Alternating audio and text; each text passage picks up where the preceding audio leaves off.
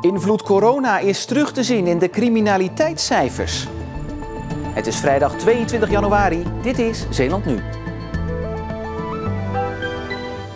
Minder inbraken en diefstal, maar fors meer overlast. Ilko sport zich 24 uur lang in het zweet. En Alois bouwt het verlies van zijn vrouw weg. Goedenavond. De coronacrisis heeft positieve, maar ook negatieve invloed gehad op de criminaliteitscijfers van de politie over vorig jaar. Er werden iets meer misdaden gemeld, maar dat valt in het niet bij de groei van de hoeveelheid overlastmeldingen. Eerst het goede nieuws. Het afgelopen jaar daalde het aantal autodiefstallen met 17%. Diefstal van fietsen, bromfietsen en scooters daalde met 13% en er werden 2% minder inbraken gepleegd. Maar het ging niet overal beter. De incidenten waar verwarde personen bij betrokken waren, namen met 20% toe. Inbraken in auto's stegen met 60% en meldingen van jongerenoverlast stegen met 91% naar zo'n 2500 meldingen vorig jaar. Een forse toename. Nou, die stijging die verklaren we op twee manieren. De eerste is corona. Jongeren vervelen zich. En dat uit zich ook bij sommigen in overlastgevend gedrag. Zeker niet bij alle, maar wel bij een aantal. En het tweede punt is, omdat meer mensen natuurlijk ook thuis zijn en thuis werken, wordt ook sneller overlast ervaren. Onlangs zorgden jongeren nog voor veel overlast in Vlissingen en Soeburg. Maar volgens de politie komt het in heel de provincie voor. Eigenlijk zie je het wel door heel Zeeland heen dat het aantal overlastmeldingen is toegenomen. En natuurlijk Walcheren, dat sprong eruit door een aantal incidenten die hebben plaatsgevonden. Maar in zijn algemeenheid kan je het zeggen dat het wel Zeeland breed dat we die stijging wel zien. De politie houdt de overlast in de gaten, maar gaat de aanpak nog niet veranderen. Verwacht wordt dat de overlast na de coronacrisis weer af gaat nemen. En naast de stijging van de jeugdoverlast viel ook op dat er veel meer meldingen waren van verwarde personen. En daarover praten we verder met verslaggever Niels Schuurbiers. Die staat bij Emerges in Kloetingen. Niels, merken ze bij deze GGZ-instelling deze stijging ook? Absoluut. En ook zij denken dat de coronacrisis daar wel een rol speelt. De eenzaamheid is in deze tijd toegenomen. Maar ook kan het zomaar zijn dat er meer meldingen gedaan worden omdat mensen meer thuis zijn. En het dus eerder opvalt als buren vreemd gedrag vertonen en dat ze daarom de politie bellen. Maar Emerges benadrukt wel dat het nog veel te vroeg is om hier al definitieve conclusie over te trekken. Oké, nou die conclusie volgt dan wellicht later. Komt nou elke verwarde Zeeuw automatisch bij Emerges terecht? Nee, dan heb je het maar over een klein gedeelte, zo'n 1 op de 15. Als de politie een verward persoon aantreft, dan wordt er bepaald of zo iemand ter observatie naar Emerges moet worden gebracht. En dat gebeurt dus maar bij 1 op de 15. Die wordt dan naar de spoedeisende psychiatrische opvangruimte gebracht. En dan wordt gewoon gekeken welke zorg die persoon verder nog nodig heeft. Oké, nou ja, tot zover de jaarcijfers. Nu was de politie dus al druk met misdrijven. Maar vanaf morgen hebben ze er nog een taak bij. Het handhaven van de avondklok. Hebben ze daar wel tijd voor?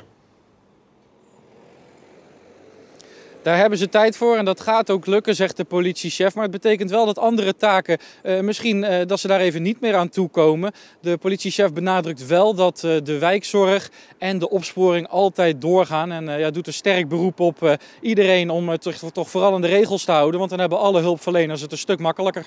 Niels Schuurbiers vanuit Kloetingen, dankjewel.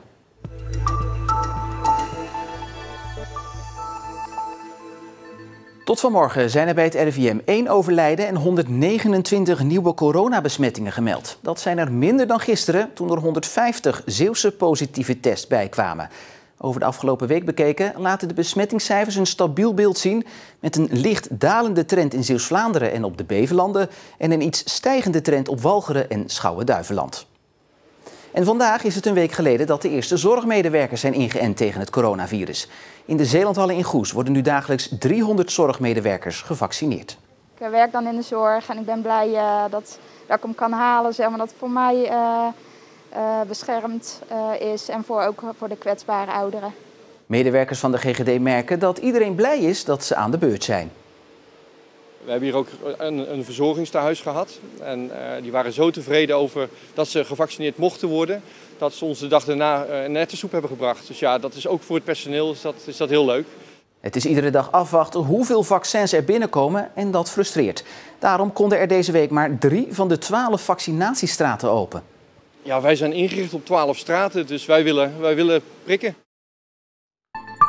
Zeeuws-Vlamingen kunnen geen uitzondering krijgen op het betalen van de tunneltol. Volgens gedeputeerde Harry van der Maas is dat juridisch niet mogelijk, omdat in de tunnelwet staat dat iedereen tol moet betalen. Op dit moment wordt er op verzoek van de Tweede Kamer onderzoek gedaan naar het eerder of gedeeltelijk afschaffen van de tol. En de resultaten daarvan worden eind maart verwacht. Startende ondernemingen kunnen vanaf april ook aanspraak maken op een van de steunmaatregelen van het kabinet. En zo kan ook deze ondernemer rekenen op steun. Ik ben al 26 jaar ondernemer en nu krijg ik de stempel startende ondernemer, omdat ik in februari begonnen ben. Schaap kreeg geen steun omdat hij geen omzetcijfers uit 2019 kon laten zien. Een van de voorwaarden voor Rijkssteun. Hij is blij dat hij daar nu wel aanspraak op kan maken, al komt de hulp wel veel te laat.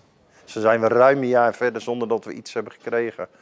En ik hoop dat dat op tijd komt voor heel veel bedrijven, voor horecabedrijven in Nederland. Komt het voor u nog op tijd, voor uw bedrijf? We zijn nu al zo lang aan het knokken, dus we blijven echt overeind. We weten alleen nog niet hoe. En misschien zullen we hier of daar nog ergens aan moeten kloppen. Maar dat straks de deuren weer open mogen in Zeeland van de horecabedrijven, dat gaan wij zeker meemaken.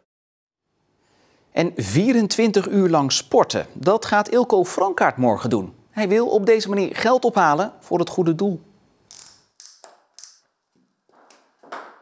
Waarom voor het goede doel? Daarvan is de reden eigenlijk mijn vrouw. Die heeft 2 jaar geleden schildklierkanker gekregen. Zij is eraan behandeld en momenteel gaat dat behoorlijk goed. Maar we hebben altijd in ons achterhoofd gehouden, we willen iets terug doen voor die artsen. In die 24 uur ga ik ongeveer 250 tot 300 kilometer fietsen. Ik ga 100 rondjes, oftewel 40 kilometer schaatsen. 5 kilometer, oftewel 200 baantjes zwemmen. En uiteindelijk afsluitend met de marathon van Zeeuws-Vlaanderen van Terneuzen naar Hulst.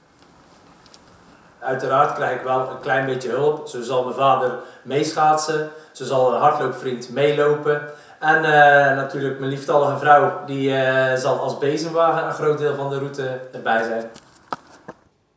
Ja, en die bezemwagen wordt morgen na 9 uur 's avonds door zijn vrouw waarschijnlijk verruild voor een lekkere stoel. Want door de avondklok vervolgt Ilko zijn marathon noodgedwongen thuis verder op de loopband.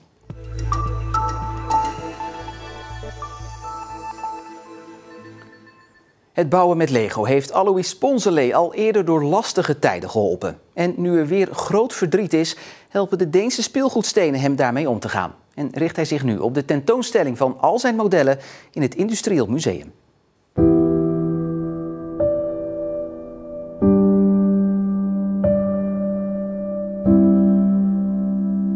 In 4 jaar tijd heb ik 3 keer in een depressie gezeten. En ik kwam op een gegeven moment bij vrienden, samen met mijn Treesje. En die man die zat ook 2 dagen in de ziektewet per week. En ik zeg, wat doe je dan die 2 dagen? En toen nam hij me mee naar boven en er stonden Lego-modellen en hij zei, daar bouw ik Lego. En toen dacht ik, verdorie, vroeger heb ik Meccano gespeeld. En dat lijkt me wel wat. Werkt het ook een beetje therapeutisch? Zeker weten. Want als je hiermee bezig bent, nou dan vergeet je de rest hoor. Nu heb je een tijd niet kunnen Lego'en, een aantal maanden, want je hebt voor je vrouw moeten zorgen. Vanaf april vorig jaar tot 29 december. En vooral de 3 laatste maanden waren heftig. Zij is toen overleden? Ja, 29 december. 2 dagen voor het eindjaar. Wat vond zij van jouw Lego-hobby? Nou, ik denk dat ze het prima vond. Als ik maar niet te veel in de weg stond. En helpt het Lego er nu bij om je gedachten weer te ordenen? Ja, zeker. Want gisteravond zat ik hier lekker aan te prutsen en dan denk ik van, ik ben toch weer lekker bezig en dan denk ik niet aan iets anders hoor. Dus dat gaat prima. En er staat nog iets leuks op poten. Je kunstwerkjes, want zo kunnen we ze wel noemen, ja, zeker. Die mogen straks geëxposeerd worden in het Industrieel Museum. Ja. Zo hé, mooi hè? Mooie opstelling zo. Alois, wat verwacht je nu van de tentoonstelling? Gewoon dat mensen, kinderen kennis nemen van de modellen, misschien geïnteresseerd raken en genieten. Denk je ook dat als Treesje het nog kon zien, dat ze dan trots op je zou zijn? Ik denk het.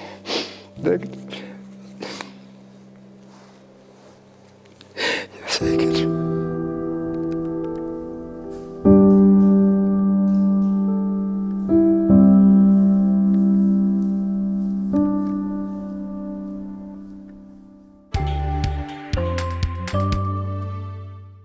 Het was al met al een zonnige dag. De bewolking nam in de loop van de dag wel wat toe. En dat gaat vanavond en vannacht zo verder.